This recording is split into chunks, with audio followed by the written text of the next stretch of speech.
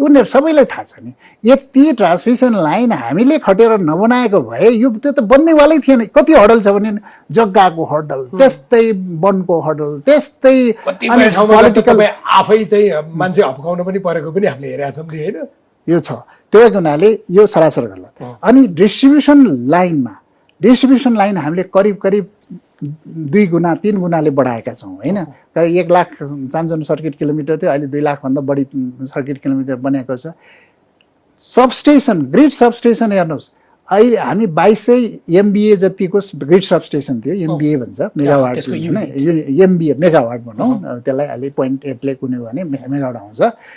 2200 MVA जति थियो, अहिले 14000 MVA को सबस्टेसन क्षमता बनेको छ। त्यो चाहिँ डिस्ट्रिब्युसन हैन, ग्रिड सबस्टेसन। ग्रिडको डिस्ट्रिब्युसनको 640 MVA जतिको थियो, अहिले करिब 3000 MVA को सबस्टेसन, 100 वटा सबस्टेसन बनेको छ।